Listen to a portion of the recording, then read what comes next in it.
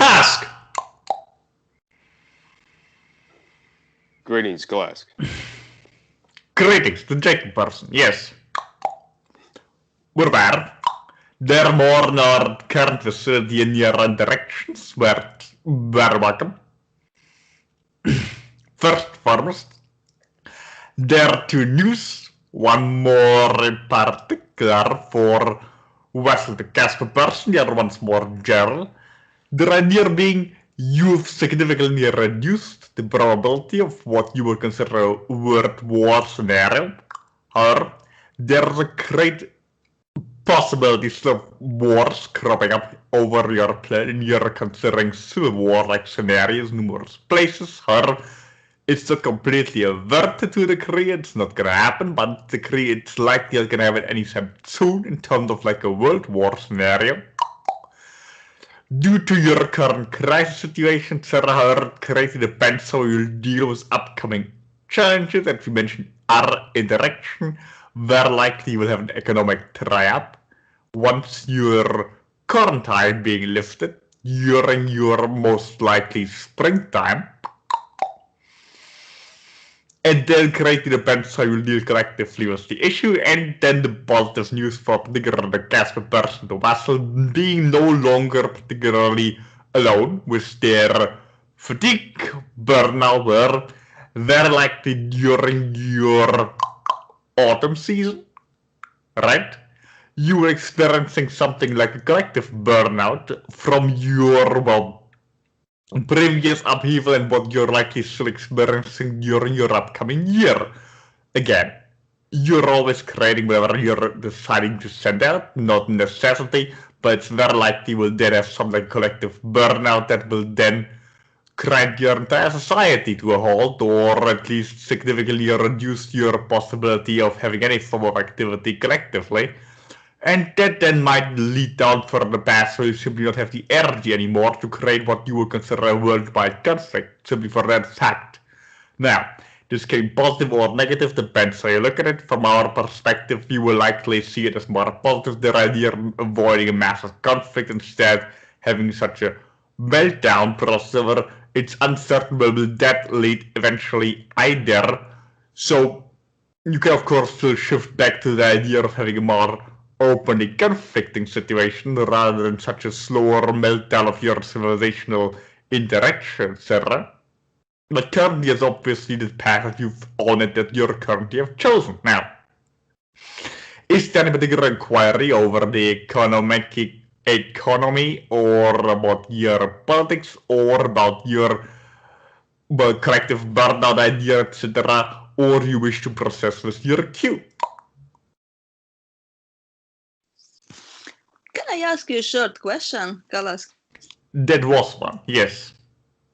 Nice talking to you again, and I'm wondering, it almost appears, at least from where I am in Ireland, it appears that whoever they are, end goal is to create a large-scale vaccination program.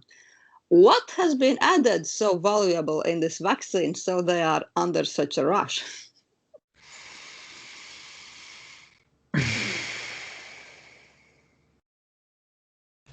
Well, we don't give you incredible ingredients of this particular vaccination. We don't recommend in general to get vaccinated in such method. Not just that your idea the government's gonna kill you all with vaccination, but it also weakens your immune system, right? Intentionally, obviously, with the idea of them being in the future immune to any further infections, but on a larger scale, right? What you consider a person's soul level of the fuck, you get still weakened. So it's not necessarily recommended in any interaction to have such a infliction upon your system, or if you want to have a short-term benefit, it can actually work. However, on the long run, again, there would be repercussions. Now, there's likely also infliction what you would consider a person AI interference, right? Yeah, that would, I was thinking about that, or they are kind of almost exercising the access to the body, it almost appears. Yes, there could be some AI, so it's not necessarily some poison or whatever, but more the idea you could have what you would consider nanobots in there, and it's very likely people inflicting this are unaware of it themselves. But if so, couldn't say the individual kind of decide, oh no, it's not going to work for me, and then it doesn't?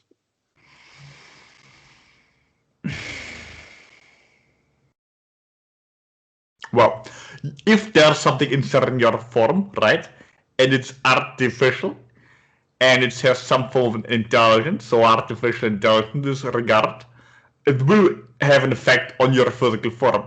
However, it will also interact with your biological form. Yes, obviously your thoughts influence whatever you have in your body, so it's not just you can interact with it and make it not work, but you can interact with your own cells in your body and have an effect on your cells. And your cells interacting then whatever you have inserted. However, obviously you could have it exit again and just excreting it, but it's very unlikely that anybody on your current species is to that degree capable of exercising the control over their own physical form. They could then possibly just get it out in such a manner. But make it nullified, make it less active, yes, of course, possible. However, that would then still be in your form and have some other effect, and you would have that matter still floating in your physical body.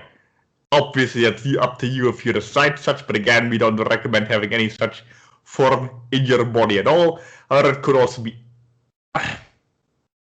beneficial to some degree to have artificial intelligence in your form. If you know fully well what you're doing with it, you could of course also then use that and it would backfire, and you could have.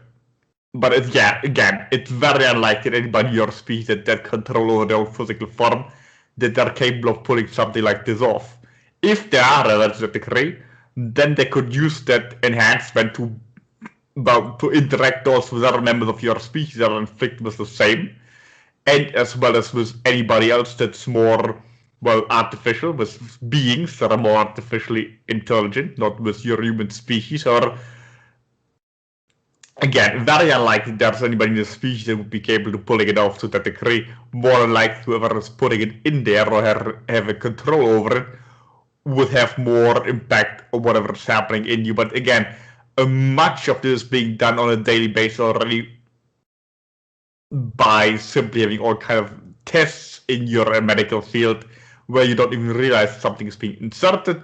Again, not necessarily with the control or under control of the person actually administering it, because they're aware of what kind of devices they're using and what's in the devices, etc. But in the vaccination, that's the most likely scenario, that the main point is interpreting something that concerns artificial intelligence. Oh, thank you. I thought that up to no good. Well, yes, depends always from what angle you're looking at and what's the intention. Obviously, from the control point of view, it would be very good for the controllers, right? But obviously, from the people, if they're deciding to be under control, it would be not beneficial from their perspective. Yeah, of course. Yeah, I see the irony in that. But so, would you say that this is kind of like a long-term plan and they are just trying it, or they have it already ready? I thought that maybe they are just exercising it, like trying it out. Well, they had those possibilities artificially in the store already. They're just not had a pandemic situation or something similar as an excuse to use it, right? Yes, sure. A cover up. Yes.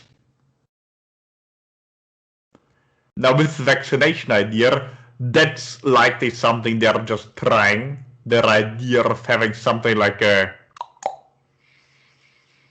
immune system enhancement in the long run will likely be more detrimental. Yes, that's something they have just implemented right now, for what we're aware of. However, the Chinese country might have had something else in store already, since they simply had, well, they were better prepared, so to speak, for the situation, since they are the ones that kind of conjured the whole thing up to begin with. Not quite ready for release. That was, again, not necessarily intentional, or their idea of using the situation to implement something like nanobots or something that has been along for a while. It's just that this is a perfect opportunity for those powers that have this particular interest to interact with such a artificial idea of implementing it in humanity, which we again have also used numerous times. We just don't need those anymore because we are much more sophisticated about those ideas. Yeah, I understand. Like, IE could be a good idea, but like it depends in whose hands is it, like everything.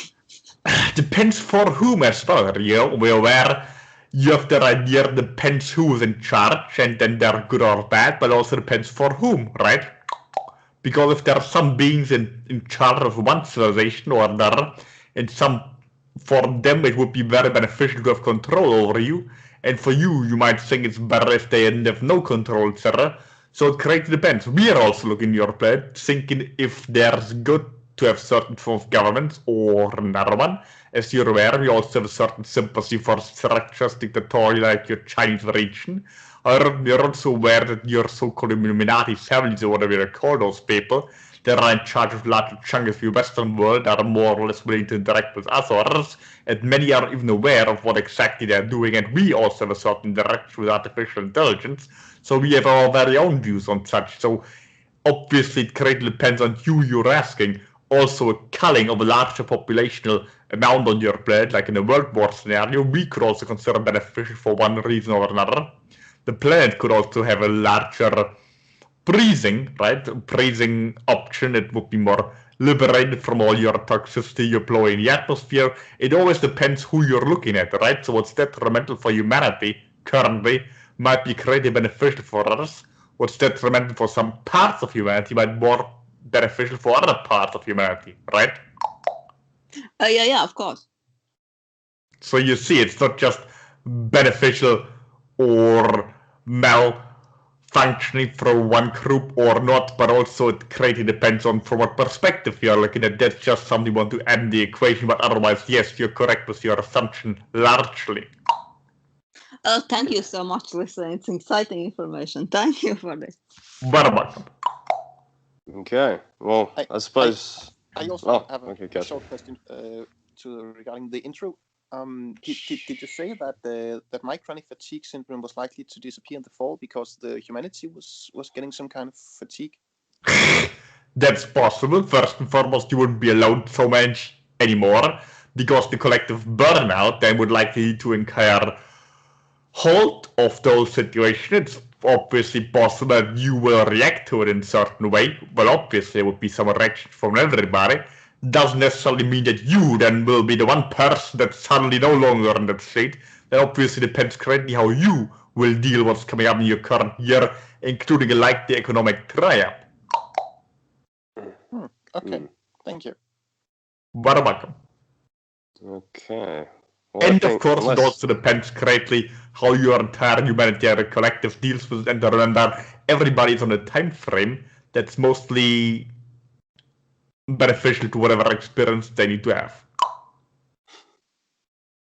Okay. Well, I suppose we might start with the queue if anyone else has another short question. But Ryan, you're up first. Okay. Yeah. Hey, greetings, Kalask. Greetings. Yes. So, like, following up on what you just mentioned about the economic dry up, you said it's going to happen like sometime this year. Can you be more specific, like the summertime, maybe? Very likely the spring, but we can't tell you how much degree it's going to be. We're not talking about a massive crash. It's possible, like you had in your last year, but it's likely there will be less willingness to spend, less willingness to be free-flowing. People will be more suspicious, etc., right? After your quarantine ideas being lifted, which again we mentioned previously from our perspective is entirely unnecessary at this point, right? It's just paranoia, not necessarily conflicting and dictatorial ideas from the government. To a large degree also really paranoia about their own abilities and their own control, and however, if they're capable of dealing with the situation at all, etc. That's why they're prolonging things unnecessarily from our perspectives. Purely speaking from a health perspective, not even speaking from economic perspective or political perspective, etc. You get the idea. It's like that once you reach that point when there's lifted, then there is the idea of, well, the economic effects of your lockdown situation will then take full control of your system, and then there might be a stack up money will no longer flow to the same degree, and will remain where it is at that point. In other words, less spending, etc., and that then having a long-term effect on the economy, which will likely then result in a lot of people going what you consider bankrupt, etc., or just having a lot less on the plate. And of course, it will also lead to people worrying to a large degree, which then will likely lead to a collective burnout in your autumn if you're processing further on that line, which you currently are.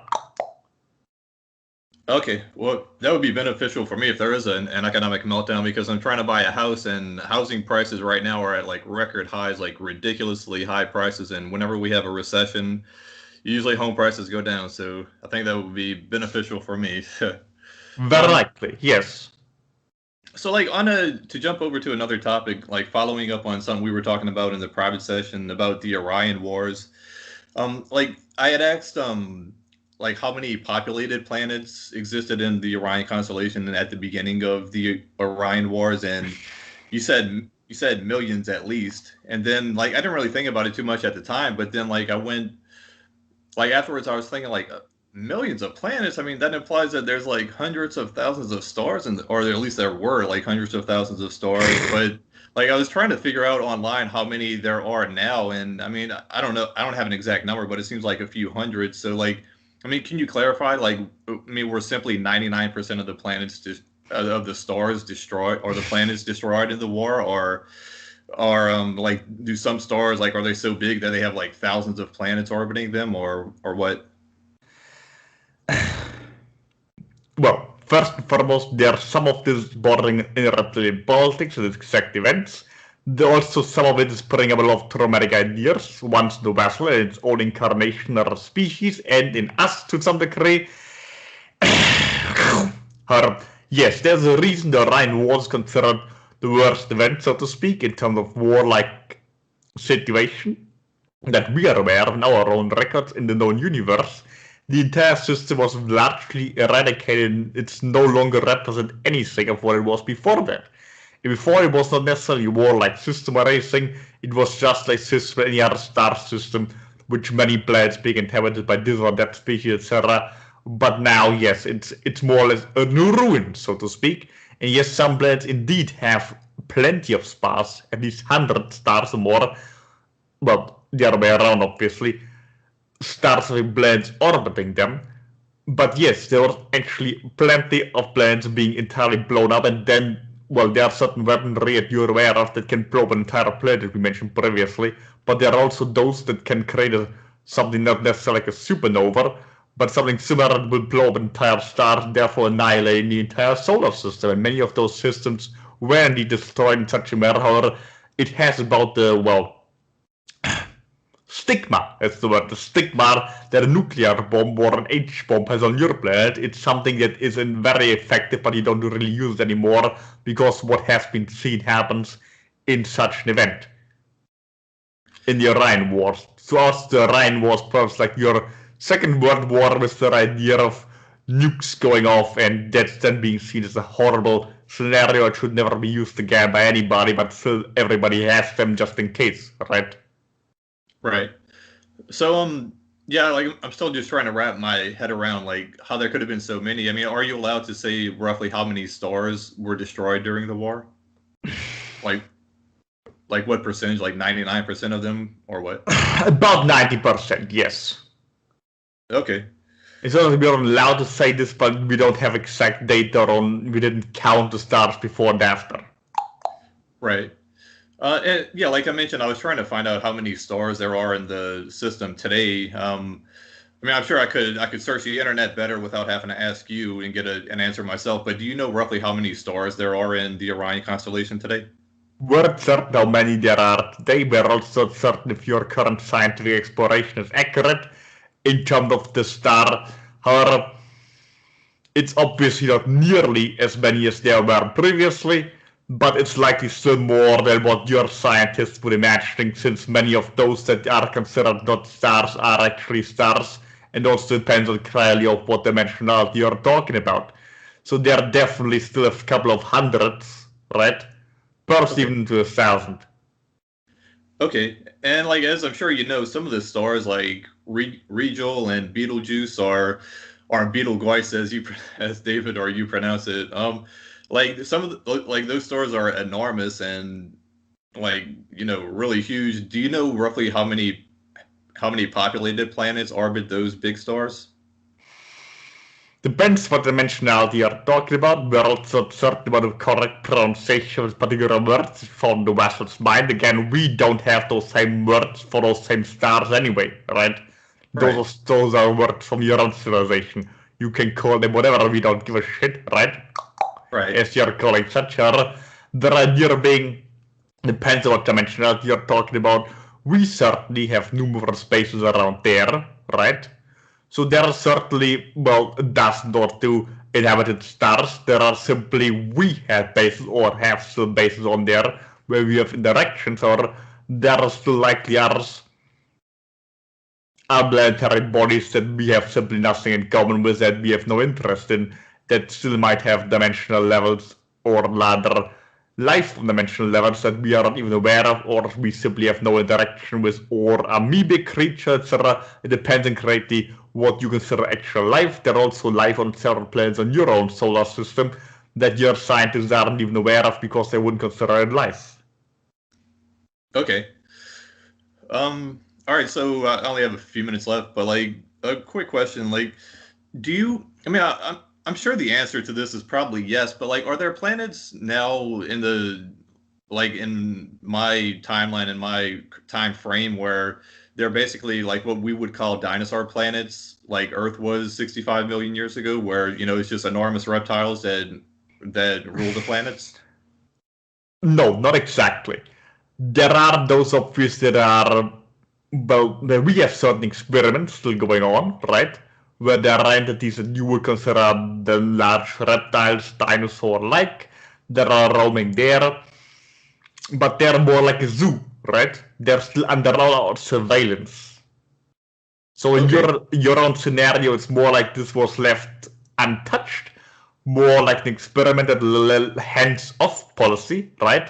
Which then led to the whole cataclysm with hairless monkeys of a certain nature interfering with the experiment and creating more problems and destruction eventually, at least from what we have in our records. But then the idea being that would not be the case somewhere else. We have a closer, for what we are aware of, a closer hand on those, so those don't get out of hand in the same manner. There are planets where there are reptiles are the most dominant species and they're still not as intelligent as we are, but they might get there at some point, but they are not as physically large as they were on your planet this particular period, right? More smaller entities you would consider them perhaps more like raptors, but not like brontosaurus, etc., or even a tyrannosaurus, but more those that are still taller than you, for example, but not that much taller. They have established more of a civilization there, and they're somewhat more intelligent than dinosaurs were, for example, at least by and large.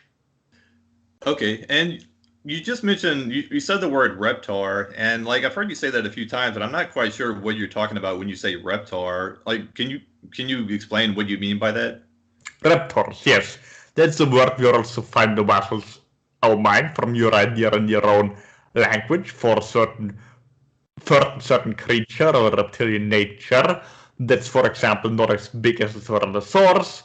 First, similar to the Deinonychus idea, right? In terms of like physical size, not exactly the same with the claws and everything, but about the same height. Also, predatory reptiles that were on a similar intellectual level as the Deinonychus region, or those being simply looking similar to raptors, but being more intelligent, being upright walking with a tail and everything, right? Scales, obviously, claws, not too similar from our form, but more with a hunchback, more forward leaning, right? With the snout being perhaps more elongated from up down, not as a flatter snout as we have, but more, well, not as flat, but simply more stretched. And again, yes, somewhat more forward bend with shorter arms. Again, not quite as a Tyrannosaurus, much smaller, but with overall a somewhat similar physical shape. That's the best way we can describe it with the words we can define the vessel's mind. What you should be able to look something like this up on your internets. Okay, yeah, I'm looking on Google Ryan? now. Yeah, I'm at. Sure. Sorry, I just want to say you have about 8 minutes with Metax about now, if you wrap it up here. Okay, yeah, I'm googling it now, Kalask. I think like there's a cartoon TV show that had a character named Reptar. I don't know. I'll look it up and see if I can find out what you mean. If not, I'll ask David if he could clarify. But yeah, like Jacob said, I want to save a few minutes for Metax. So thanks, class. Thanks for answering my questions. Strength and honor, and I'll talk to you in a private session in a few weeks. Thanks. Bye. Yes, until next direction. Okay, next is Lisa. Hello, greetings, Kalask. Greetings, nice direct with the Lisa person. Yes, me too. To interact with you again. I have, it seems to happen when I'm wanting to speak with you this way, then I forget all the things I wanted to talk with you about. I wanted to ask about the moon. Why I'm fascinated with the moon. I used to, as a child, I thought the moon was following me around, and now I'm seeing that it's, well, not exactly what I thought it was. I don't even still know what it is, besides like a surveillance area. Could you describe a little bit more about that? Well, for once, your moon has been pulled there, another one been pulled up, so it's been tracked there, so to speak. Now it has been had many different species that had some form of bases there. It's been hollowed out. There's been artificial creations there. Some of them have been blown up again. Have been used by other species after have been abandoned by further ones. Some of your own planet have terror civilization have used some of those as well, etc. Right? Before they ventured off again to other planets, particularly Mars, etc. Maybe we will find out more of this in the future. Depends on your own explorations currently in space. Depends if they will share such information, etc. But then, of course, also it of course has a certain effect on your planetary consciousness. Your weight has an effect on your ebb and your flood on your planet, right? The water on your planet. And Yes. since your body consists to a large degree of water, it also has an effect on your consciousness, right? Yes. So do other stellar alignments. You're necessarily enslaved by them, like your horoscopes tell you, right? You have still much of a greater an impact. You're not slaves to your astrological alignments. They just have a certain effect, and you decide what you're doing with it. Your entire planetary population is affected by your stars and planetary bodies, including also your artificial moon. It's in your planetary field and has a certain effect. Again, it depends mainly on the fact that there's simply water in your body, and the planetary interactions are with the water on your body, including ones in your body. Yes. So, is there a connection with me and the moon? Like, do I go there often or anything like that?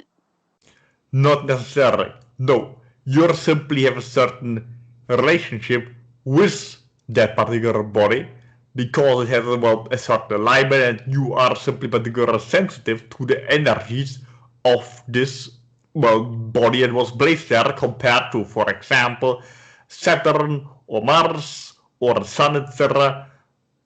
Obviously, certain entities on your planet have more reaction to this or that, also depending on their own particular type of birth, etc. We not necessarily recommend people to get overly obsessed with such, but obviously with such a strong relation to the moon, there's a reason for it, right? Yeah, I just realized that astrologically, Aries, that's the moon, and that's my moon sign, I guess, and it's very fiery. But you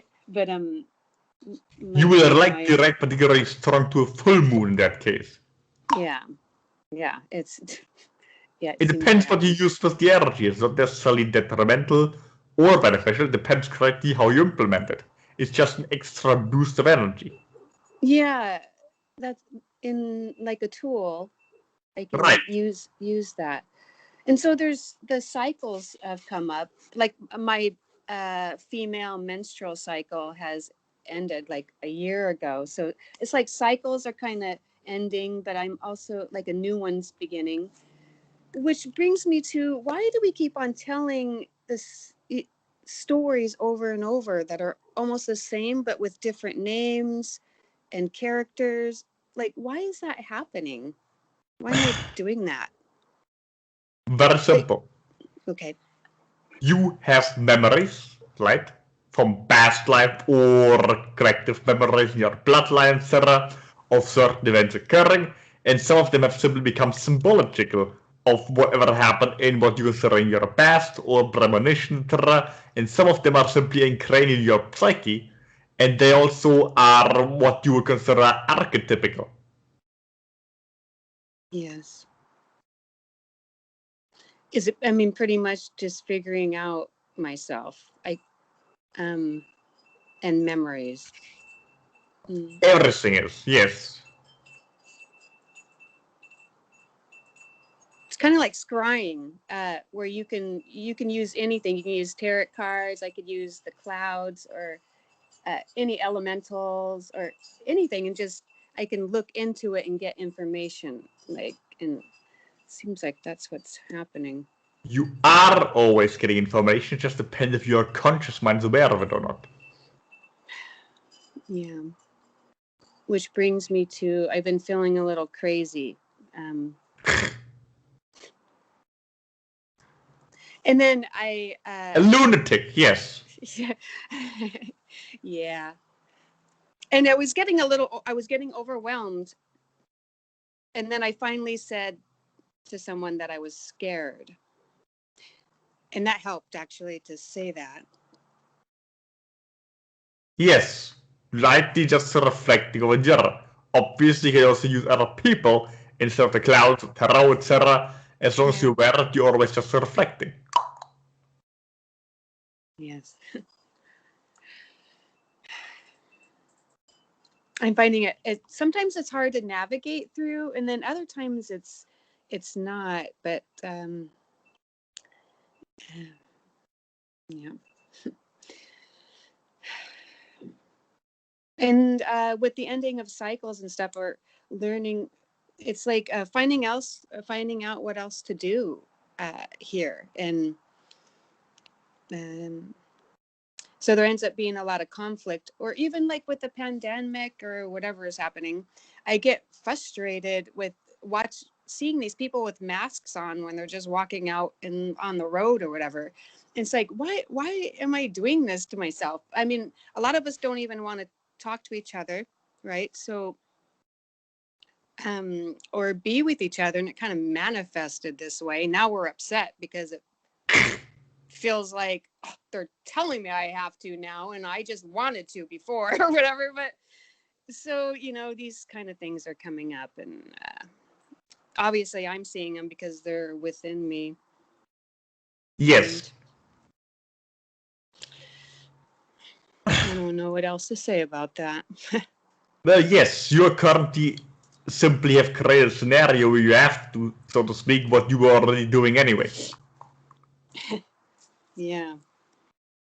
Also, your whole social direction are more likely to decrease in your near future in terms of your real life directions. This might, however, also lead to more people, right, becoming aware of certain conspiratorial ideas, some correct, some grossly incorrect, which mentioned previously in combination with your so-called QAnon or whatever are peddling, right? Much of this might become more mainstream in their idea, also some of your spiritual ideas that you have been asking or hoping for, disclosure, etc. Those things will likely spread further, again, some of them being correct, some others being incorrect. That might also lead to more of a frenzy and certain ideas and projections over your coming years. That's also likely a scenario with less social direction happening all over the place. And then perhaps also what you consider past lives, memories, etc., cropping up, and people just imagining things, etc. A lot of those ideas are likely to occur in your next coming years. Also, alongside with some of those more spiritual concepts becoming more mainstream, more popular, again, being good or bad, depending entirely of how you're seeing it. Not all of those are correct, and it's going to be an awakening or the fact. We're just suggesting it's going to become more popular, whether it's a good or a bad thing, it remains to be seen. Yeah. It's quite interesting. It's like how is this story gonna go? It's like, Yeah, it doesn't end, right? right, exactly. Yeah, it doesn't even end. So, yeah, comes to the That will part where- also likely lead to beings more sensitive in your word to interaction with beings such as us. If they're going to be conscious of it, like the vessel, for example, or beings talking to us, so the vessel, for example, or if it's going to be less aware, that's another story, but very likely there's going to be more possibility of interacting with entities in non-physical. Yes, and I think that's what we want, anyways. I think we want that, yeah, or I do, and then it's like, but yeah, coming from the part of not even knowing myself, and so it's learning to be myself, know myself, and then able to connect with others. Yes, correct. There might also be a lot of things that are very new to so-called spiritually awakened fact people, right? Yeah. They think they have it figured out. They might still have some things in store for them. It's unusual. Water. Oh yes, good. Yes, good idea. And I see that there's a lot of people that most likely are choosing this time to exit out. And then not feeling. Oh, go ahead. Sorry, just want to let you know you have about 9 minutes with Metax. 9. I tried. Okay, if I go there. Okay, so 9 minutes. Exiting. Thank you, Jacob. Well, not it. I used to feel sorry for people, or if they're exiting, if they're leaving this life somehow. But that's not a negative thing. Certainly, yes. I mean, coming obviously, currently. yeah, obviously coming from whatever perspective, someone that's gonna get shot is really probably not really gonna want to go or whatever. Well, on some level, yes.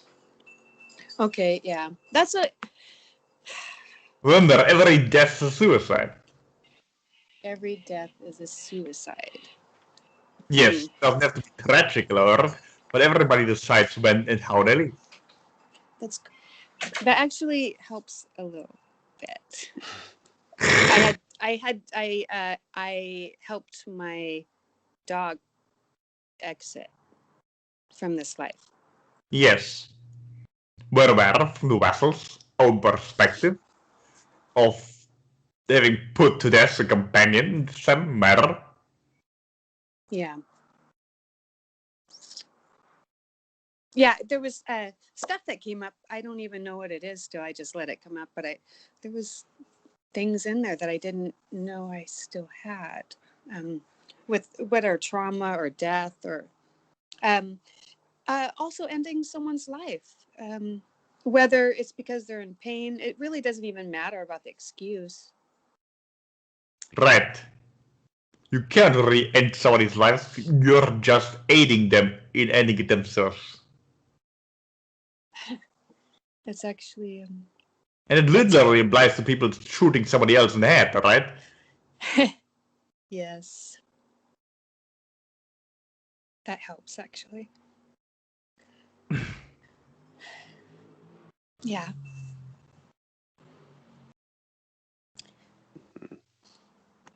Yes, we are aware there's also the idea of beings that are non-physical or beings that have exited physically will be missed by many people in the world. We understand it fully, or wherever somebody leaving your bed, they're simply done. So if you have positive emotional attachment to the individual, then the most logical reaction is to be glad about them having finished and they have been successful, otherwise they would not have left. Yes, and that's the other part of me that is feeling that, definitely. I've been celebrating it, and then I go kind of back and forth with what's still lingering. The Yes. other part, but I am starting to understand, and I feel like I wanted to go through that experience. So, okay. This is very good speaking with you this way again. Very welcome. And Also, remember when beings transition, you can also have the opportunity, if you have a strong emotional attachment, to interact with them once they transitioned. I've been thinking about that too, yes. Because I feel like they're part of my family or me, part of me, so. Thank you. Okay. Okay. Strength and honor, and again, I will speak with you in a moment. Correct. So, all right. Okay. I think that's the end of the queue, Kalask. Yeah, Metax is all the rest of the questions for. So. Much strength, North Lisa, and much creativity to the transition canine. And we will connect to the kitty cat in a moment. Much upheaval and learn lesson to the entire collective. Until next direction. Strength and honor. Agreed.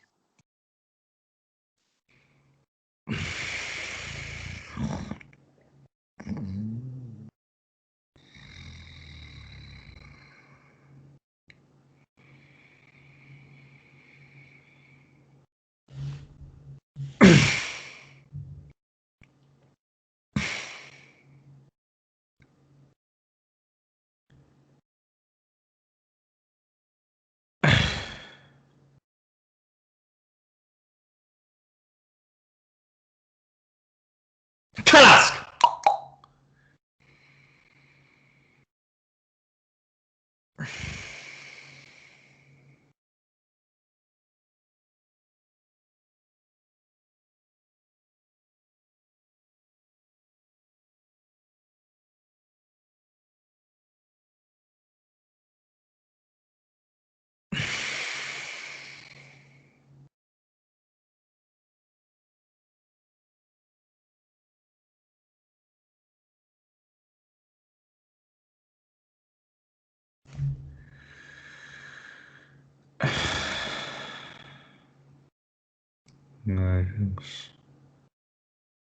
Greetings, Metax.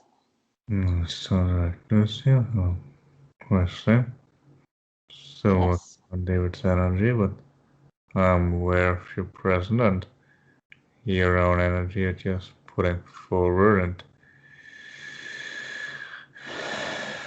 that's usually of more inquiry to me personally rather than your moderating idea, which is very welcome.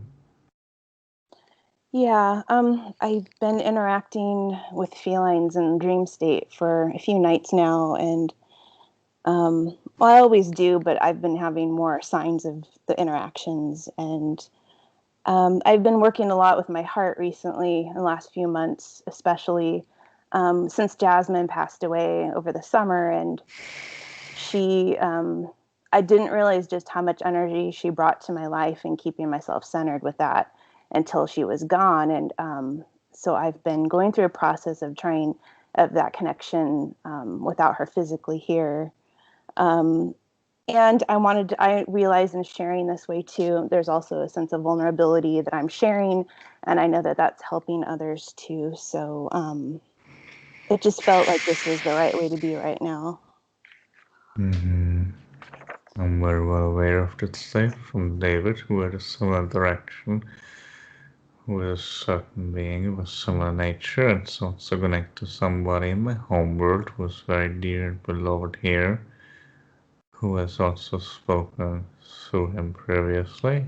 However, I don't want to be more direct with your beings and hers, as the connection is more personal with David, or rather as a real being, and not the David person he's currently being pretending to be on Earth, which she finds very humorous. However, the being having transition is also something that came up during the last year, that you have also processed those frequencies, so I can also relate it from what I'm aware from observing David going through those stages, which in his case led to a much greater possibility and willingness to interact with our species, which to some degree was also his species, which is obviously much closer to him than any other, including the human one he's currently experiencing under. And it's entirely up to you if you want to go down the same path. So let me warn you, the more you might memorize from other lifetimes, the more difficult it might be to be still human on Earth and bridge that gap. From my experience, what I've seen with David, so it's something you should be aware of. However, the connectivity can be greatly beneficial on the other end if you want to have more of an heart-opening experience and have sensation and willingness to realize who and what you were or are in other lifetime and other interactions in any case. Yeah, and I think from my perspective, it's just to benefit my life going forward. It's hard being closed off and then going through traumas and learning how to relax your body again and be able to open those centers. Yes. It was the worst. It's been the most difficult part, and I feel like I've made a lot of progress just to be in that state of openness without the fear and the anxiety cropping up. And I know, and I wanted to talk about this too, specifically because I know more than anything now, with the state of our world, a lot more people are going to be going through a lot of, these typical these emotions that are going to bring up closing of the heart, where they're going to have to also find those ways forward. And I just wanted you to offer advice to those people that, other than myself, but others that are going to be encountering this too, and what's the best way for humanity to move. It is first and foremost, most importantly, obviously, to love yourself. That's essential. It cannot be overstated, even though it might sound literally redundant, and it is. But the point is, the energy needs to be reinforced over and over. Remember, the sacred is particularly important in your own physical form if you want to love your own body, which is essentially where you store a lot of trauma. And then, of course, yes, the heart is very essential if you want to be in a state of love and also share love with others. You don't necessarily just sit in meditation, etc., and just think about it. Very often, it's very little things you can do for yourself. Eating your favorite food, for example, or taking your time when you feel somebody else's situation is rushing you, taking care of your body when you're simply brushing your teeth or something like it. When you're just taking care of your body in some form, do it much more consciously. Remember your physical forms currently, as difficult it might be for some to be human in this lifetime if they're not used to it. Some others might have a much easier time with it, but either way, when there's trauma stored in your physical form, it's often beneficial if you take care of your physical body very meticulously and you're good to it. You might touch certain areas of your body at some points and really feel if you're out of touch there to make sure that no pain is coming up in any area, and if it does, you become aware of where it's coming from, what it's related to. Very often, just taking good care of yourself physically is a very great sign of self-love that many people in your world seem to neglect occasionally, including those that meditate on love and send themselves love, but then they might neglect their physical form in a very physical manner, which then sends a contradictory message to your subconscious mind. So I greatly recommend you people also that are going through any such processes to also simply be good to yourself physically, like for example, the good food you like to eat, taking care of yourself by brushing and washing your body, and very small, minute processes you likely go through daily, but just being more conscious, and I believe you're calling this contemplation when you're in a meditative state while you're interacting and being still physically active, but also the Zen Buddhist idea of doing things very consciously, having those Zen Buddhist idea, from what I understand, during your physical taking care of your physical being and having physical interaction with your own form, and of course also when you engage with other entities of your own species, particularly after your current situation might be over and you're more interacting out again with other people. If you want to go down the path and your entire civilization doesn't grind to a halt and agree, that is currently possible. But if you want to have interactions with others in your kind, then also being more conscious during that process, especially if it involves physical touch and interaction of any manner. Because remember, the emotions that are stored in the physical body need to be brought up by loving the physical body, otherwise there's no way of circumventing that. Thank you. That's really great. Does David need any water? That's a good idea, perhaps a sip or two, but you can continue, or anybody else if you wish to. Okay. Yeah, I don't know that I had any other questions. I just wanted to share and just talk with you today. And unless you had anything else you wanted to share just from your perspective that you think we should know, I'll just leave it open to you. And then if not, just for the rest of the queue today. Yes, well, the point being what I already shared in a physical relation to sexuality to a great degree. Keep in mind sexuality or anything related to a loving of your physical form, and especially when you should anybody in your world be more sexually active after your current pandemic situation, etc., or whatever you want to call whatever is currently being implemented on your planet.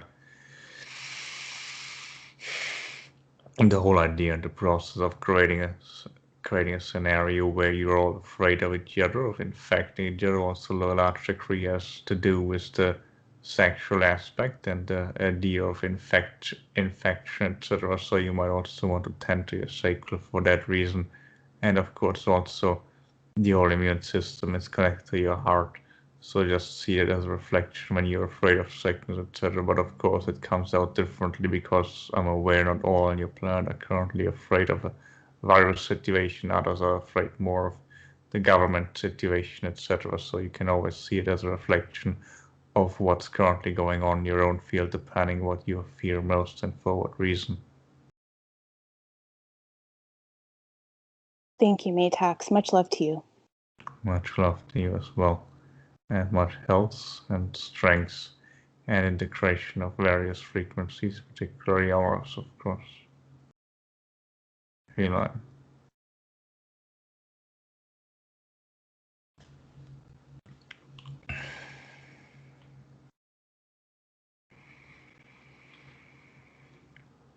Who is next for Metax? Me, sorry, my mic wasn't on. Pardon me, hello, Metax. Greetings, Jacob. I just came to speak to Kane today. I had a lot of other people, but something sort of cropped up, and I think he would be definitely most appropriate for it. Very appropriate. One moment, I'll connect to him. Thank you.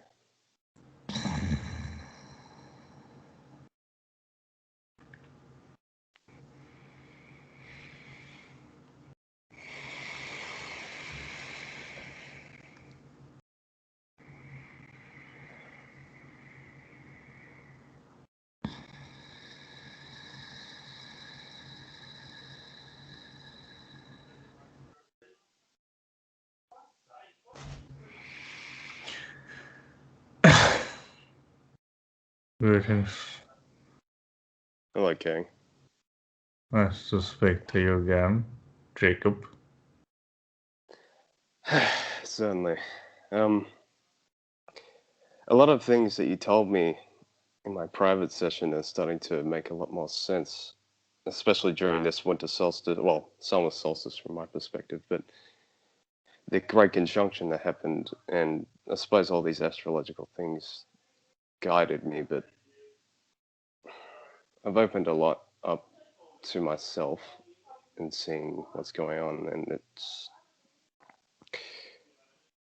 a little bit shocking and overwhelming, and I think you might know about what I'm talking about, and I suppose, well, I might, if it's kind of dangerous to even talk about, I think. So if you want to just give the all clear about if it's Let just it fine out. for me to let it out. Okay, very well.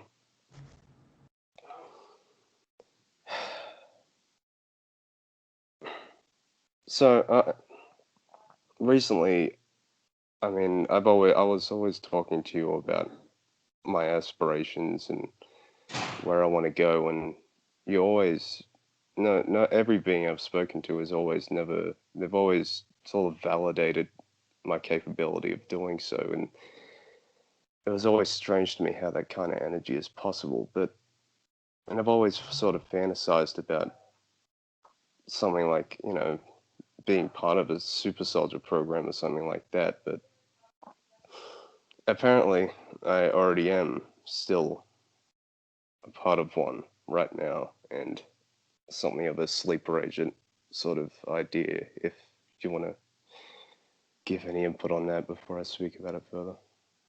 Well, obviously, in our world, you to a large degree have had such interactions, so you could consider yourself a sleeper cell or an anchor on your world. Yes, that's correct. If you want to see it that way, not necessarily physical, but yes, it's certainly a correct assessment. And being something like an envoy, For your kind on your planet? yes. Okay. Well, I don't know. I suppose just I want to really know who I am, because I'm sort of having struggles with that, because from what I've been opening up to, it makes no sense. Like, I always hear about whatever things that people go through to get to this kind of energy. Like, they might be from a certain lineage, so they might be from a military family, or a family line that's ritually abused satanically for the most part, and that kind of trauma that they can open up to sort of is the thing they do in order to open up to psychic abilities that you say I'm equipped with. So I don't know. It's pretty easy to see the dots, but it just doesn't make any sense for me. I mean, why would I be so equipped for that genetically if I'm not part of any family line, at least that I know of that kind? Likely another form of trauma. What matters most is the idea of, well, a lot of people in your world, likely not all, but still a large chunk of the population are genetically more inclined to such abilities than others. But then it also requires a firing of some sort, some form of traumatic experience or just a situation prolonging, whether you consciously define it such or not, that makes it possible for you to have such memories and ideas cropping up, but there likely will be more in what you consider your future, and where if those ideas crop up, whether they will interpret them correctly or not is another story. Right. Well, from what I've been sort of trying to digest in terms of memories, and well, I've noticed, as you were saying before, I'm always attracting that nature, and I'm just doing something to block it off. And I suppose that must have been just something pre-programmed into me to sort of hinder, but at the same time, I don't know.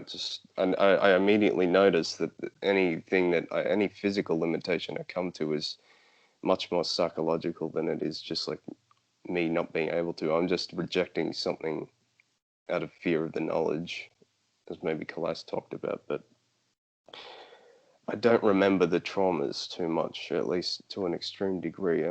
I've been looking at some of the stuff people talk about, particularly there's the Monarch MK Ultra programming they talk about, and they mention things like having like military abductions from their homes and being sent to places where they're forced to, suppose, sleep with dead bodies, or maybe like an animal such as a snake or a tarantula, forced to like kill an innocent animal like a puppy or something similar. eat people, etc., and just all to sort of open up to these traumas that will give these certain abilities, and then as well as splitting their consciousness into different alters. And obviously that's kind of stressful to even contemplate, but if is any of that familiar to you? I'm very well aware that such things take place in your world, yes. It's not just the government doing it, it's to a large degree also simply a part of your humanity. Mm. Those are extreme cases, however. To a less extreme case, it also happens on your blade on a daily basis in other interactions, where it's not as structured or intended. Well, from what I understand of the hypnosis process, it's has a lot to do with the Kundalini energy of sexuality, because sexuality and spiritual energy are the same thing. It's mostly stored in the spine, and when I read that was also connected, from what I know, because in my meditations, often when I'm sort of aligning with you, the resistance that I fight through sort of crops up some nerve pain around the thoracic region, sort of like by my chest solar plexus area. And I found that particularly interesting, but when I looked it up, I don't know, it just seems to align with a lot of the things they say. And maybe, I suppose the main question I'm asking is, well, acknowledging those memories or just confirming them guide me into just simply the shadow work that I was been wanting to acknowledge all along. Yes, but will also lead to more. Yeah, well, is that the only way that I can sort of gather enough energy, at least, to contrast in order to move on to something like jump worlds, etc.? It's recommendable, it's necessary. It's not a guarantee that will guarantee you to jump worlds, So, well, but it will likely be the essential component of it. certainly, yeah. Well, obviously the heart region has to be opened, and that's something I've also noticed, is that when some of the memories crop up, it's almost like they're about to be very traumatic, and I'm about to start stomping on the ground about all the memories that I have, but your energy, or at least my energy more accurately, it just appears like I suppose yours as well, but it starts to start shouting and protest against it energetically, and then it sort of overwhelms it, and I feel a lot more centered. So will that, I suppose, be a big component too? Well, Yes. no doubt. Oh, geez. Well, I suppose I have a lot more questions about that. In one of the PDFs, or well, books I was reading about things like this, they talk about how it's something like, it's called like something of a blood trial.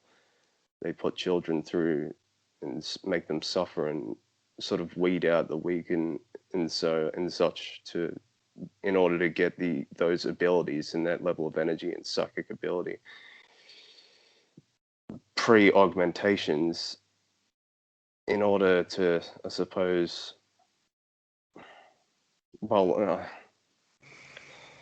not many children survive it, is what I'm saying, even when they've picked them out from having unique energies. And I don't know, it makes no sense. Why would my family line isn't extremely special. I mean, they're well off, I suppose, but they're not amazing. And I don't know, I'm struggling to put the two together of how I would not only be selected for something like that, but also survive it to such a degree. Like, is it something about having starseed influence in my genetics from your kind? Because The traumatic experiences will simply bring up whatever connection you already have anyway. And yes, in your case, from our kind, however, there are also others in your world that have other traumatic experiences. Doesn't necessarily mean that you are being used in such a manner. okay. Well, I don't know. I'm struggling to sort of picture what else could even bring up that kind of energy. Personal traumatic experiences. I don't remember any of that nature though. Mm. Well, I don't know. Maybe it was another kind of abduction. It doesn't necessarily have to be something related to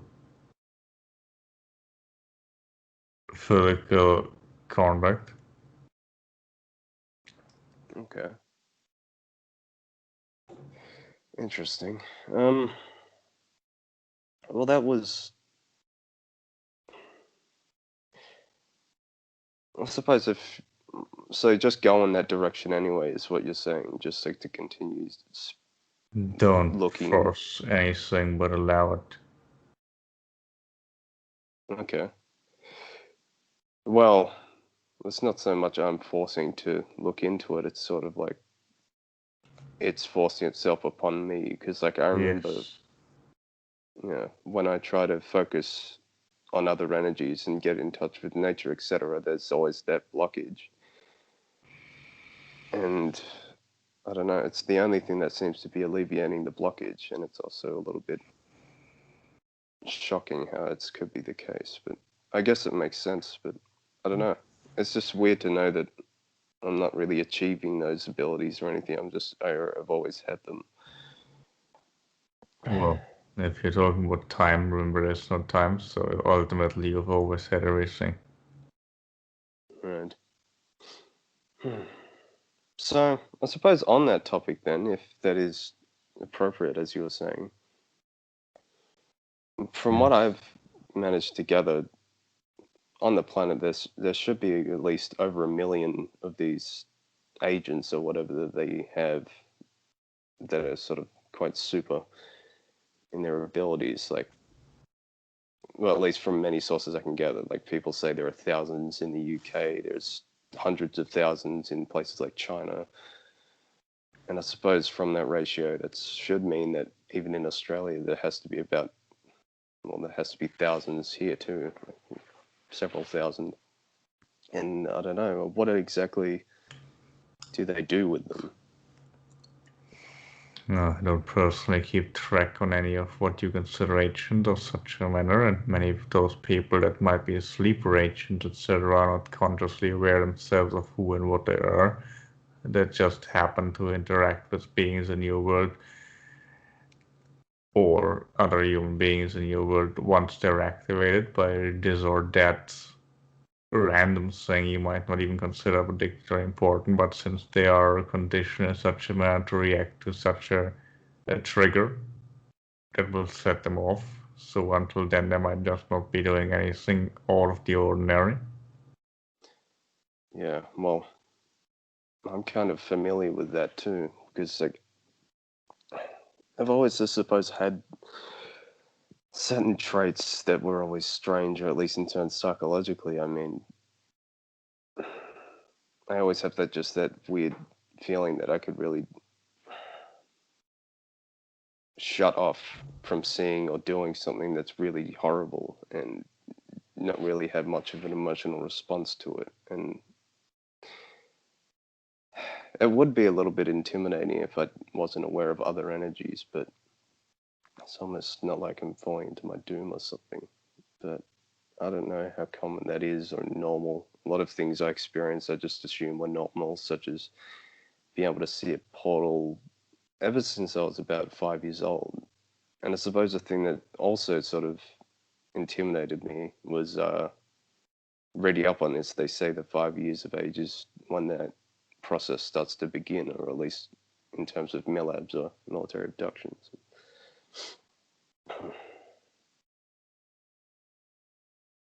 Some of your perceived trauma is not necessarily related to military abduction, but only if you allow that possibility to come up, you might dig deeper and find something else beneath it. Right. Well, I suppose either way, whatever I find would have a similar amount of intensity because it needs that energy, right? Exactly. It's about the intensity that creates the effect, not the method. Right. Well, that's also a little bit, not so much, I don't know, it's kind of shocking and sad, but at the same time, I'm a little bit proud to have that nature, just like you are. Well, at least in terms of the abilities. It's something to take some pride in, yeah. But that's kind of strange because for a long time in these sessions, I've always heard about, well, even Maya is talking about the humans in the galaxy, etc., and they're known for being pretty brittle compared to other species. But from everything I hear about these people is that they're often combating reptiles, even physically and energetically. They're getting in conflict with, apparently there's a Canis Empire or wolf people that are more of the darker nature, and they get in fights with them. And other reptiles are about 8 feet or so tall and have a decent chance of success. And I find that very strange. But can you talk about that at all, or if you're at all familiar with it? No, I'm familiar with a lupine race that helps more lighter, or, well, we don't really use those terminologies in our world. I'm just using them when I'm reacting with your peoples. They would say that they're allies and they're working together, and they were more in combating reptiles, and I'm also familiar that humans have been used as cannon fodder by different species, and some of them being trained to see themselves differently than what they are. The humans that have been used for such have been beneficial in large degrees, not necessarily physically capable of fighting them, but more like their emotional charge and their state of being made them useful tools. But very often they are broken internally. They're more an empty shell.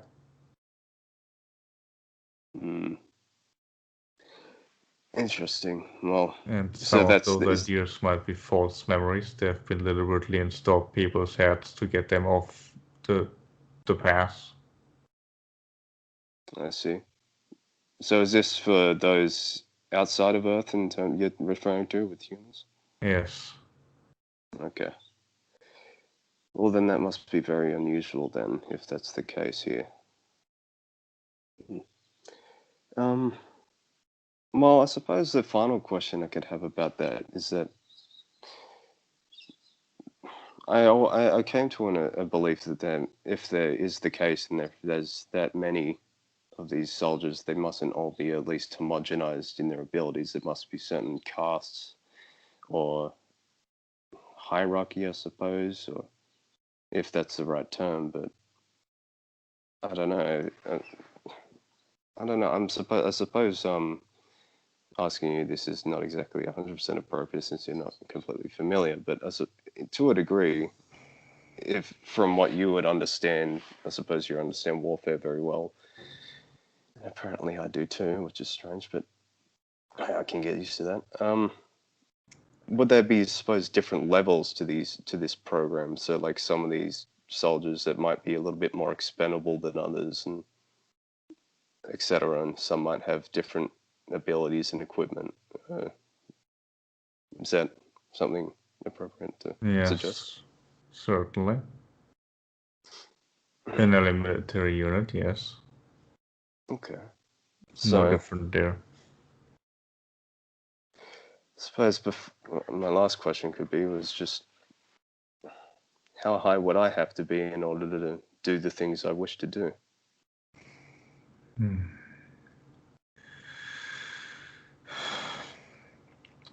And the higher you would get, the more trauma you would have to process. So depends entirely what it is that you wish to accomplish. Tigress warned me of that too.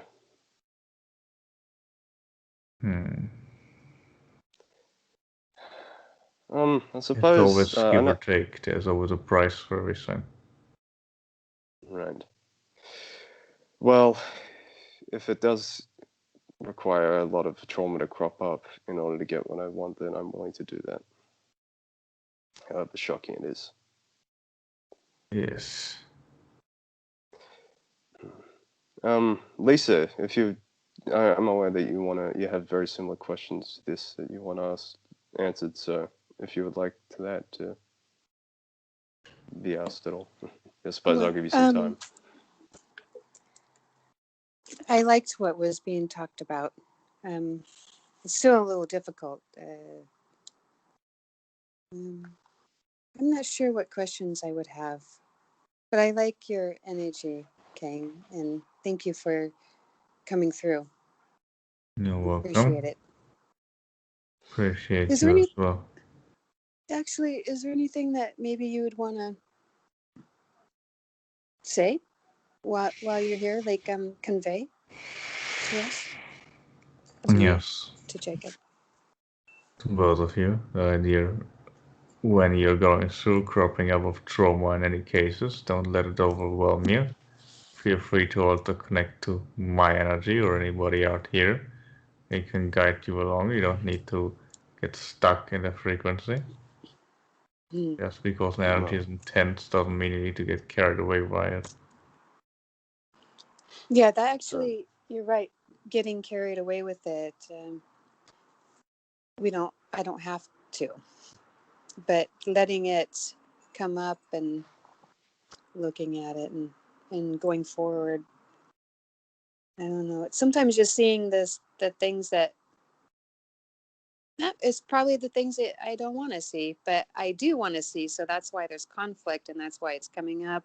And then there's other things that are triggering that. And so it's only me. And that's kind of a hard thing that I've been, but it's me. And there's no one else doing it. And so. That's an important realization, yes, because that puts you in charge. Well, yeah, and also I suppose it has to do with how you suppose funnel the energy too, because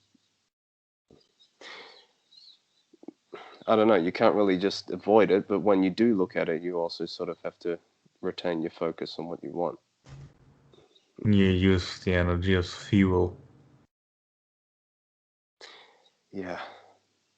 Well, I can get used to that. I suppose that's very true. I suppose that might be all of my questions, Kang.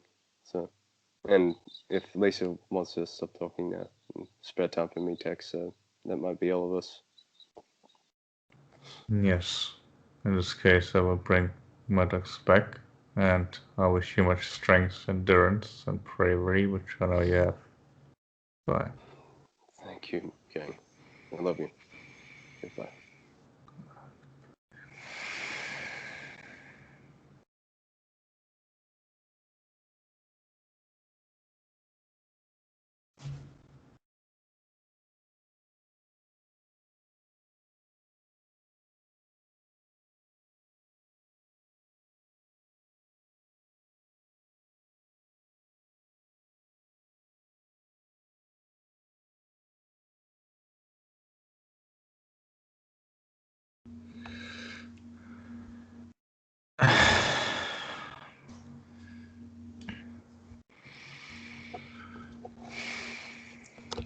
Greetings. Hey, greetings, Metax. Nice to meet you, Ryan. Well, like well, I don't know, maybe David heard about it, and maybe you heard about it through him, but like a few weeks ago, there was like this guy in Israel. He was like the former head of their space security program for like 30 years, named Chaim Eshid, and he said that he was talking about how like the U.S. and Israel are in contact with the Galactic Federation for years, and they have a joint base like together underground on Mars. And he was saying like that President President Trump was on the verge of revealing the truth to the public, but was stopped by the Galactic Federation because they didn't want to cause mass hysteria. Like, first of all, do you know if it's true that Donald Trump wanted to like reveal the truth, but was stopped by the Federation?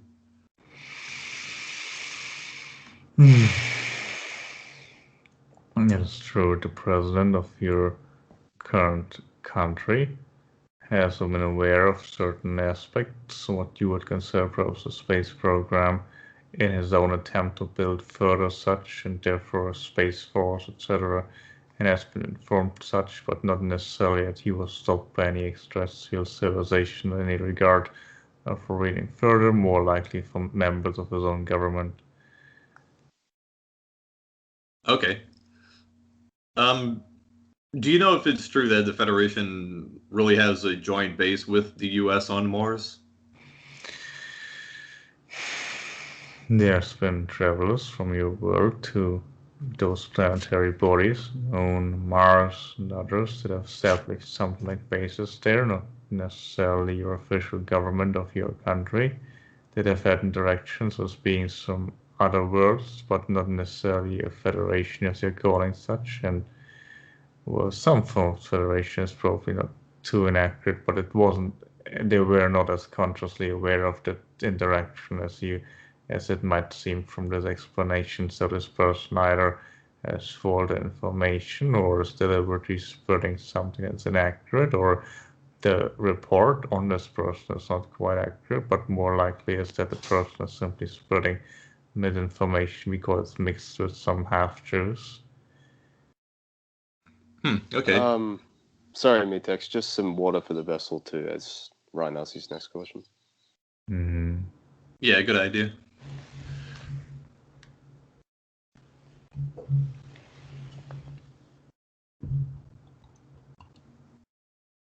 Well, anyway, like I'll ask my question and you can answer whenever you finish drinking. But would you consider there to be one main leader of the Federation, or is it more of a council? There are many beings out here that are aligned in one way or the other. We don't really would term it such as a federation. I'm aware that people in your world have come up with the idea of a federation of the entire galaxy, but it's more or less just different races and species that collaborate with each other for their own benefit, also largely because of conflicts with the reptilian alliance, or whatever you call those. And it's not necessarily that there's this one federation that's perhaps a very cross oversimplification, even though I understand that people in your world like to have just simple one good and one bad side, so to speak. But there are actually many civilizations out here that have some form of interaction with each other, and then you can term them in such a manner if you wish. But it's not like there's this council out here that's designed to interact with predators or something like it. Okay. It's more of a loose connection. Right. Yeah, that's kind of what I figured, that there wasn't one main leader. Well, anyway, on another topic, like as you might remember, we had talked a few years ago about the different plagues of Egypt during Moses' lifetime, and like one of the plagues from the Bible says that like all the water turned to blood.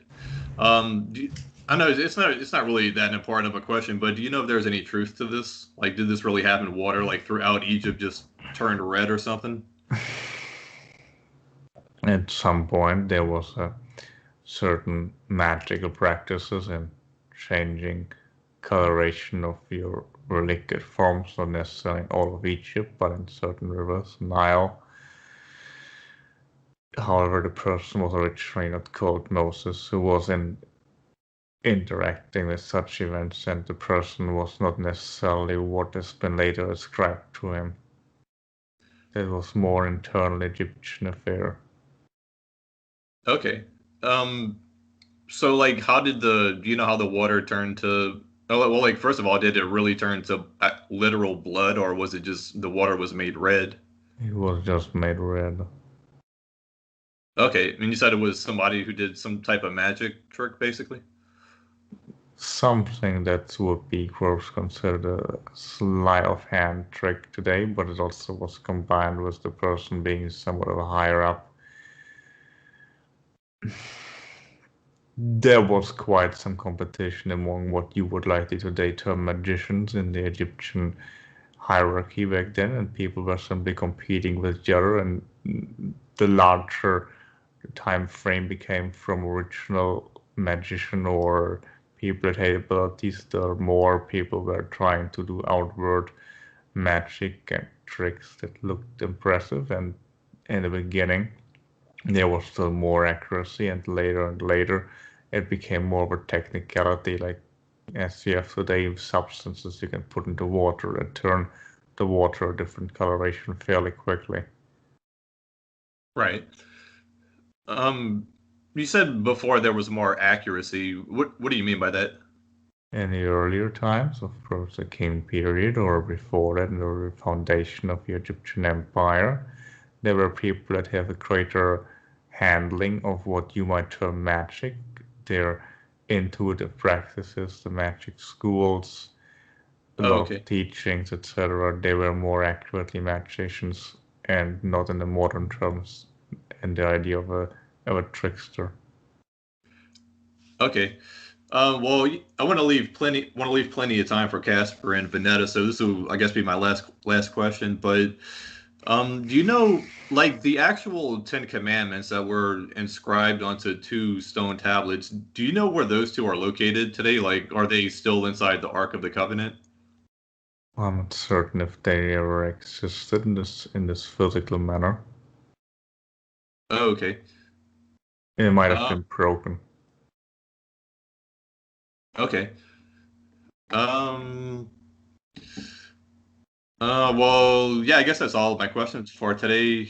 Yeah, like I said, I don't want to leave plenty of time for Casper and Vanetta, so I'll schedule a private session in a few weeks, and I'll ask the rest of my questions then. So thanks, Metax. Much love, and talk to you later. Until then, Ryan, much strength and, of course, much wisdom to you. All right, thanks.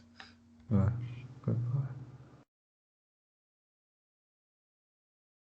Okay, Vanetta, you're up next, unless Casper wants to go next. I believe Casper wants to go last.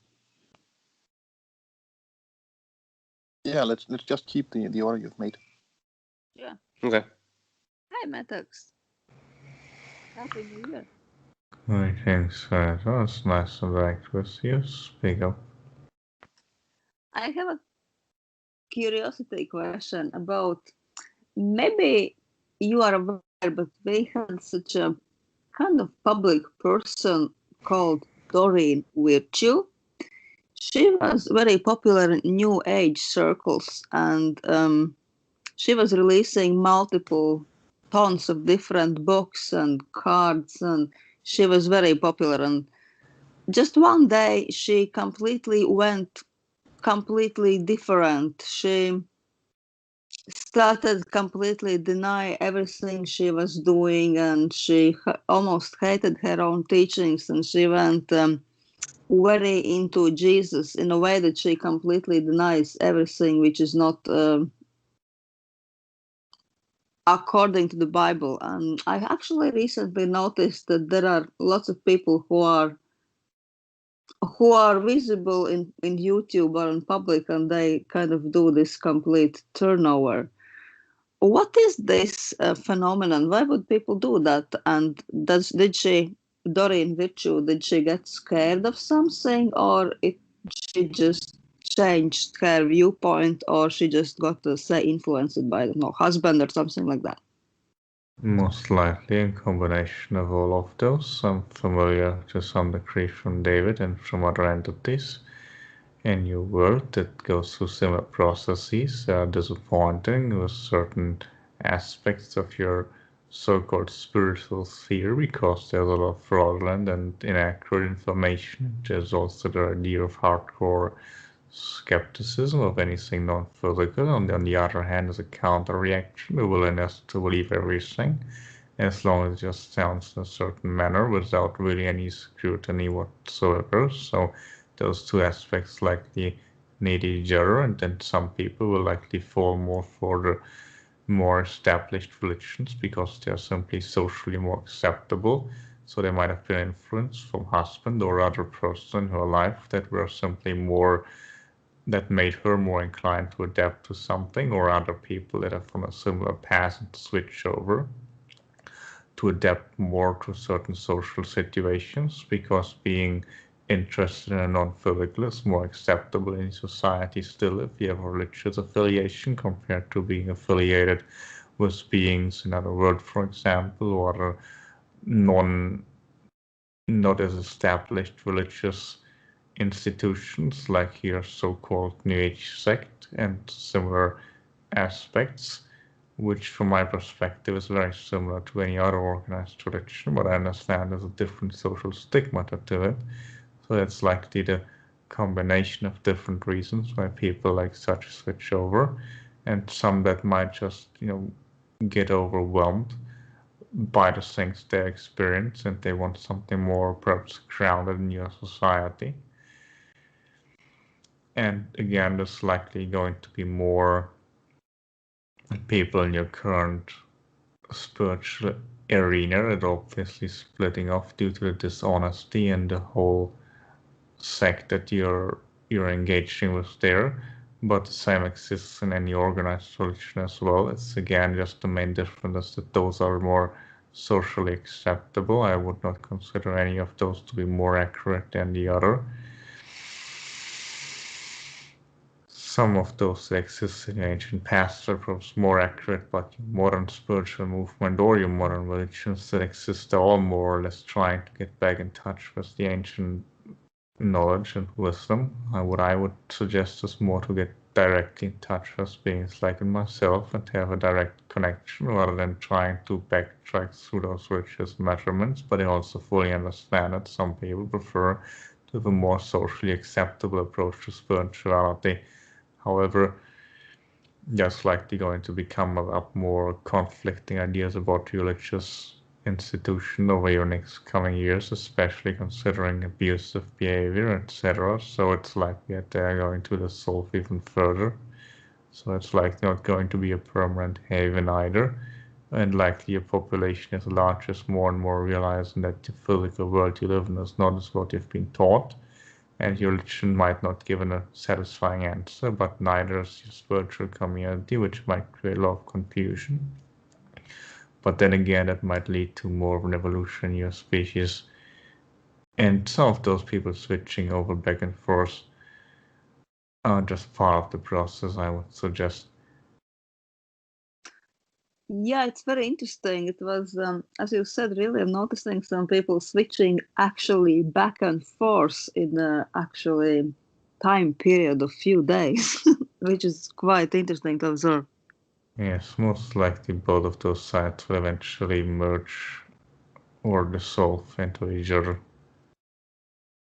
As well, just very wanted to mention very quickly that I have noticed that all this lockdowns and isolation modes, which is happening in society there all over the world, I tend to think that even more people are getting actually aware of all kinds of theories, aliens, spirituality, whatever. So in a way, it has created almost this type of effect that they're more interested and aware, but they wouldn't be aware normal flow of life before.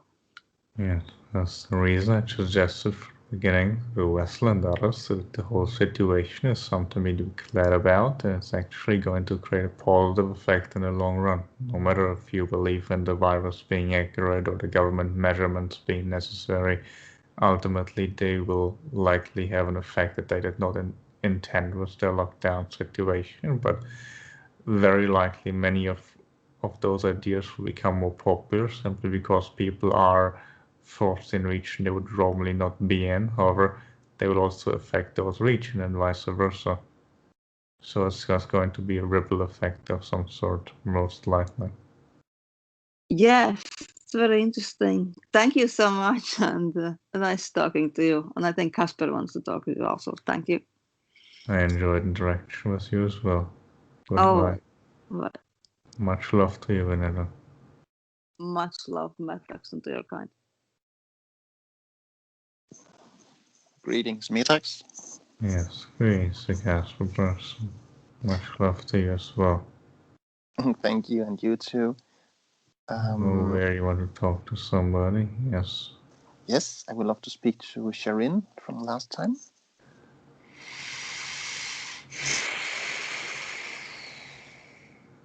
One moment. Thank you.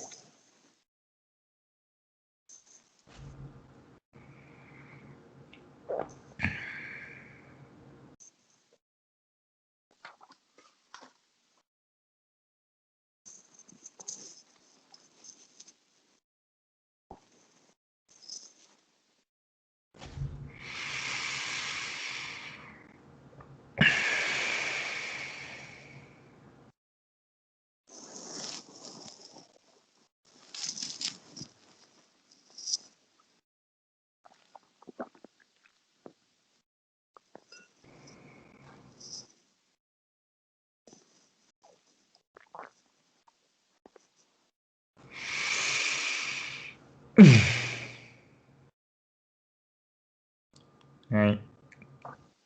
Hi, Sharin. Yes, it's me. For you. I've been feeling the healing and connection to you several times since we spoke last time, and I really appreciate it. Yes, I also appreciate your willingness to accept the energy and let it flow through you, and you're working with it. I can only do so much. Energy it's given is up to you. Yes. And I'm a bit curious. What are you getting out of our energetic interactions? Learning. You're a guinea pig. Okay. But it's somewhat safe. Yes. Right. I have I've acquired some pictures of frequency paintings made by Jill Swan, and she claims it will improve the vibration of the people in the room where they hang. So I'm wondering, do you know if that claim is true? Like, does it improve my energy or my frequency to have pictures with certain geometric and artistic patterns hanging on the wall? It also depends how you interpret those. It's a tool, depends what you see in them. Of course, it does to some degree. We can also hang a beautiful landscape on there or something. Everything around you has an effect. Okay. Well, it's because she says, well, I mean, she's heavily clairvoyant, so she can see what the vibration of joy, for instance, look like, and then she paints that a painting of what joy looks like a geometric pattern, and then she says that will like change the energy in the room, even when people are not looking. It's likely her interpretation. Okay, so your interpretation is different. Yes, I would suggest it's more general. It's her view on it, but it might work for her. But you could also do the same thing if you want yourself. So you could paint them yourself. Okay, strange. Right, and then in my last session, you said that you know my medical history, and so I got curious. I mean, do you mean that you knew what I had shared with the felines in these sessions, or what my doctors have on me here on Earth, or like my true full medical history? Like, do you read it from the Akashic records? All of those, yes.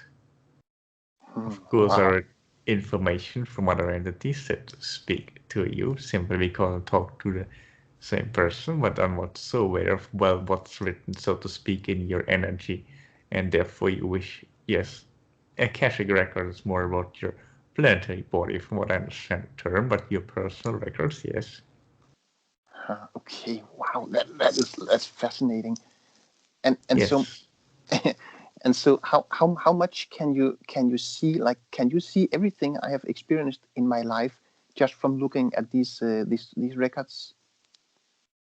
Not necessarily like a movie clip, but what's stored there energetically, you could have access to it yourself too, if you would allow yourself to be at that state, which you're currently not yet. Okay, so I assume that on your planet you have no problems with with crime? Because I mean, you could just read from those records who had done it, and so nobody would get away with anything. Depends what you call crime. It's just very different here. Well, I mean, if somebody stole a hoverboard or like something precious, like could you just see who had been taking it? Technically, yes, but it's not just hoverboards here. There's energy here, and people can steal energy or infringe on somebody's will. It's just very different. But physical items, yes, you're correct. If somebody stole a physical item, you would know who and what happened. Okay, wow, that's so cool. Okay, but the same way in your world, once there's new measurements, the criminals, so to speak, also, if you want to call them such, use another method to get around. There are always people who try to circumvent the system in one way or the other. And that possibility exists here too. It's just much different than stealing a physical object. It's very ridiculous, actually. Okay, so if people are criminal on your planet, they're stealing energy, or what are they doing?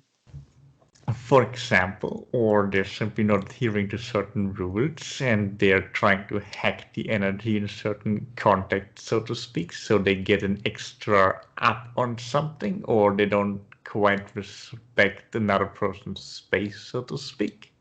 That would be perhaps, again, we don't necessarily term things criminal activity in such a manner, but that would be people with such a mindset, how they would operate here. But obviously people also have a different consciousness, so the idea of stealing a physical object is likely not something that would cross anybody's mind anyway, because the possibility to create and implement is much different. The idea of property is different, so that's a very strange idea nobody here would even consider likely. So if people circumvent certain rules and infringe other people's free will, it is always happening in a different manner than stealing a physical object. Okay, wow, very interesting to hear how it works on other planets. Like in your world, you have hackers, for example, that hack your computers, and they could perhaps hack a computer to distribute more money to one area and one account rather than another. That's perhaps more understandable or relatable to the way that would happen here, except it wouldn't be money, but it would be a hacking of the system or something like it. Okay. Much different than stealing a hoverboard. Yes, right. And so, do you know if I have ever seen an extraterrestrial here on Earth without knowing it, because they were disguised as a human or just looked exactly like us? Depends what you call an extraterrestrial. Yes, there have certainly been entities in your world that you have seen that you didn't even consider extraterrestrial, yes. But who came from other planets? Yes, but what exactly would you call an entity? There are many things that come from other planets, like meteors, for example. Yeah, well, I meant like an advanced being, somebody looking like a human or something like that. There are certain entities that come from your planet the same way a meteor would hit it, and they can even overtake the conscious form of a human being. And without the human being being aware that they're being overtaken or something is currently in their form, or an animal, etc. So there's an aspect to it that's extraterrestrial, but it's not necessarily somebody physically shape-shifting or something like it. Oh, cool, just like the movie K-Pax. Right, okay. But would you say that I've also seen like physical extraterrestrial beings who had landed with a ship and was just walking around looking like humans? Not from what I'm aware of. Ah, bummer. Okay. And can you see how many incarnations I've had on Earth so far in this timeline? Since timelines run back and forth, it could be a larger or smaller number depending on from what perspective you're currently asking. Could be only this current one, it could be 100 one. Oh, okay, well, it's because I heard Bashar say that we usually only have one incarnation on each planet, because then we have learned whatever we want to learn there. But you're saying that we can easily have many incarnations on the same planet. you could technically have an infinity of incarnations on your blade because there is no time frame. Okay. And do I have an incarnation in your society? Yes. It's not technically you, Dodo, but yes. Okay, so is that like one of your friends or one of your close people in your life? A relative, a distant. Okay. Okay, and do you remember what happens between lives, and would you like to share what you or I have experienced from the point where our last incarnation ended until this current incarnation began? Well, since time isn't real, it's not like the last incarnation and you came there, understand the concept. However, in between lives, you are in a state that what you would consider the dream world. Mm-hmm. And that's the best way I can describe it. And you can choose then what you want to do next, and you can review what you just did, and you can of course also relate to certain entities that have passed on, and entities that are even still there if you wish to interact with them, be a guide or something like it. Or you can reincarnate, and yes, most likely another world and not the one that you just came from, linearly speaking. Okay, and did I do anything else up there since my last incarnation? Many things. The question is how do I describe this in words that's relatable to your language or even makes any sense to you. Most of it might seem incredibly boring or very weird or not relatable at all, and the same vice versa. Many things that you do on your planet sounds ridiculous and nonsensical and non-physical. Okay, well, could you give me a couple of examples of the things I would do? Well, you just float around, for example, since you have no physical form, and then you float to different planetary bodies, but you're not physically interacting. You even float across your own planet and just drifting, observing. Okay. For the most part, it's easiest relatable when you're in a deep meditative state or when you're in a lucid dreaming state. Then you can get a best reference point to it. You also interact with certain entities that are related to you. But the relations are much different than the physical. It's not like you're shaking hands and talk to each other. It's just you're more aware of each other's frequency, and that's pretty much it. But it's still much more interesting and intense than the experience you have in your physical world. It just might be difficult to explain or understand why you are in the physical, and everything else seems so subtle that you need to have very physical experiences in order to feel anything. Okay. And I know it's not likely to happen, but if you were granted permission to put me in one of your holodeck simulators once, and you could choose which scenario to play out there, what scenario would you put me through or give me in such a simulator? Perhaps a boat trip. A boat trip? Yes. Okay, and why? Because that would give you more the idea of floating, right, as a point of reference. And of course, because the maritime idea of being on top of the water without necessarily immersing yourself in it, which would also relate positively your sexual experience or blockades, etc. Not necessarily blockades, experiences, and the idea therefore being in and on top of the water and being on a boat trip, for example, likely would give you the sensation of being afloat. But if I mean that sounds funny to me, because I mean, if I wanted to go on a boat trip, I could easily do it here. I can just buy a ticket and go on a ferry or a little yacht. Yes. Okay. I thought you would send me to something that I would have difficulties obtaining here on Earth, or that I would. Yeah. Not necessary. If you were done with your life on Earth, you could do so yourself. But until then, you could just take a boat trip, and then I no longer have to send you an holodeck. Okay, right. And wow, that just blows my mind. I thought you would come up with something like really fascinating and interesting, and then you just say, "I will send you out on a boat."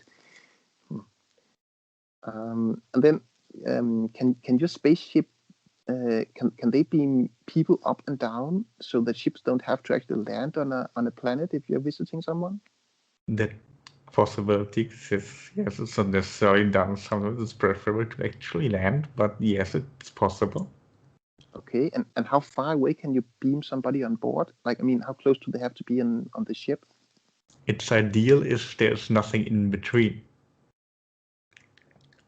Okay, but I mean, obstructing in the physical reality if you beam somebody physically.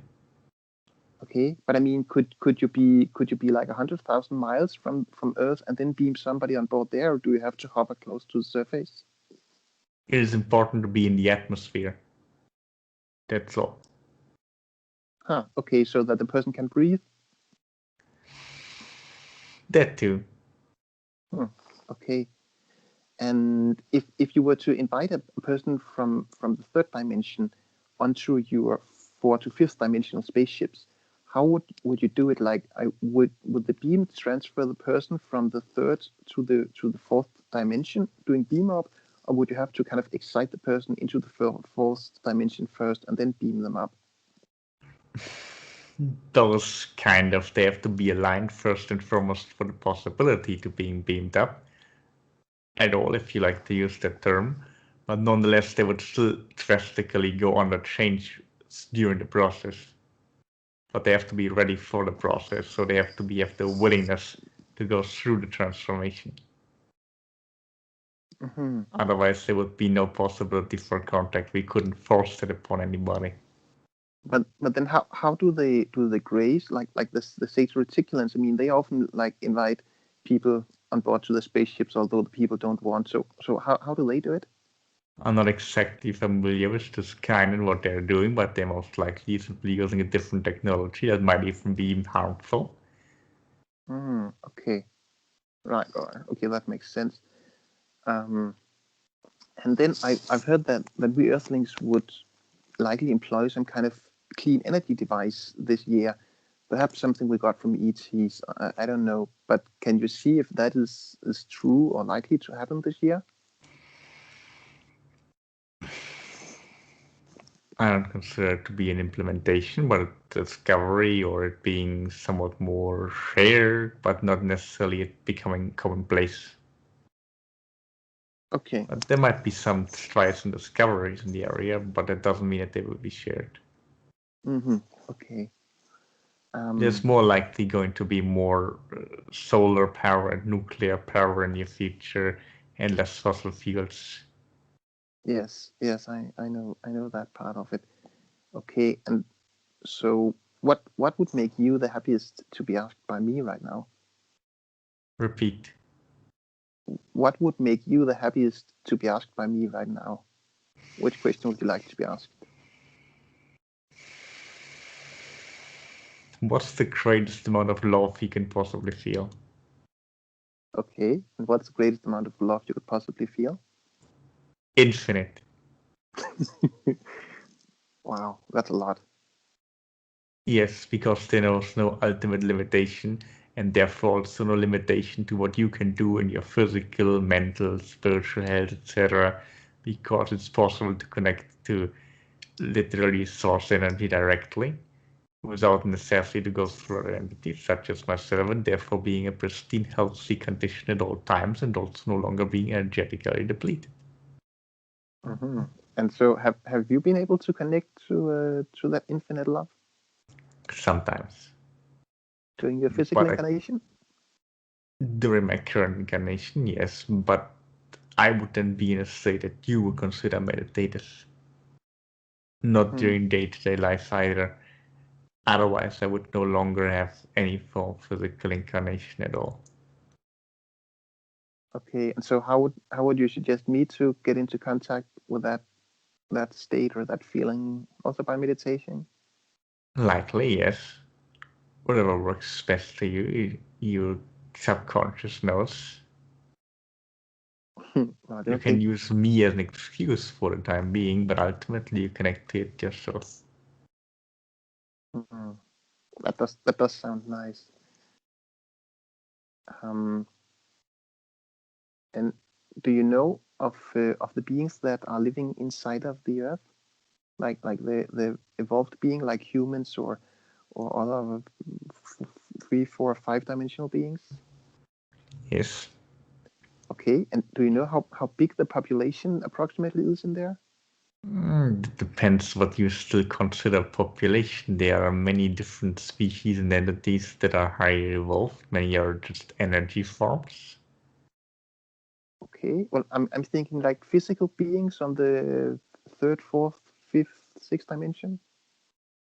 For me, any third dimensionality, but in higher dimensionalities, there are still physical. There's still a few million, from what I'm aware of.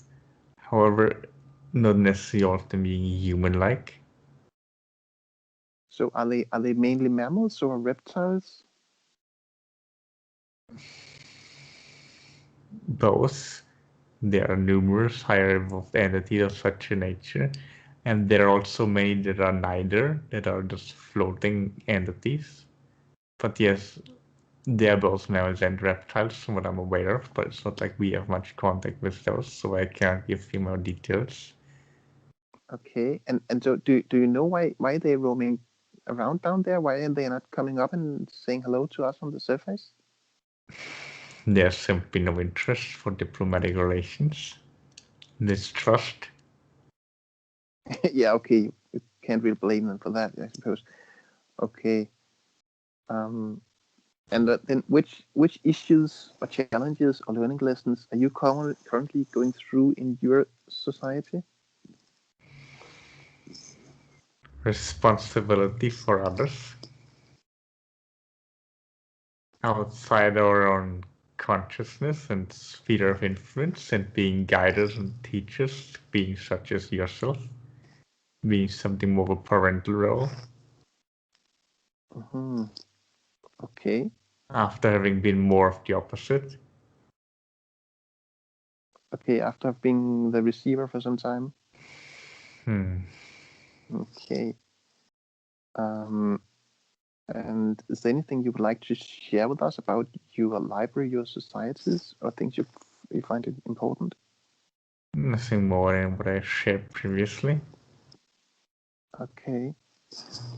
And then what kind of clothes do you wear? Something like a gown, usually. Okay, and what is it made of, and how do we manufacture it? Something similar to what you would call silk, but is artificially grown. Sorry to intervene. This might be your last question, Casper. We're right at 2 hours. Yes. Yes, I know. There's 2 minutes left until the 2 hour mark. So, the last question: Do you know how high your IQ would be on the scale that we Earthlings use? It's probably not very reliable. It's, from what I understand, your measurements up to a certain level can no longer accurately determine anything. So perhaps around 400, for example, 500 perhaps, in comparison to other individuals in your world that have a higher IQ than average, and then comparing mine to theirs. But I don't think necessarily the system would be accurate for my kind the same way it might work with people that are another IQ level in your world. Mm-hmm. Yes. Okay. And then perhaps one last question. I've heard of a 20 and back program where certain military people in the US can enlist to a space program where they serve 20 years by flying around in a spaceship, and then afterwards they brought 20 years back in time, so to the day where they joined the Space Force, and their memory is wiped, and then they carry on with their life as nothing happened. Do you know if that is true? If that's the case, we have no relation with those, so I cannot tell you much. Time travel in such a manner is definitely possible, but I cannot guarantee if this is actually happening. Okay, right. Well, Shireen, it was really lovely speaking to you again, and I'm looking so much forward to connecting with you energetically again. And much love and appreciation and gratefulness from me. until next time, and either way, much love. Goodbye. Much love to you, Sharon.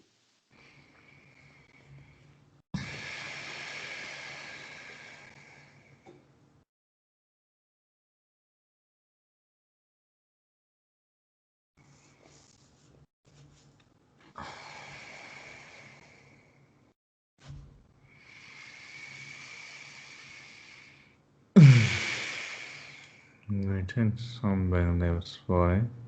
Familiar time frames coming too close. Well, thank you very much for the whole helping organize the session. Metax is great. Much appreciation from us to you, I'm sure. So, well, I suppose unless anyone else is, well, yeah, I suppose we might just end it here. Love you, Metax. Love you. I love you. I love you. Much love. Much love to all of you.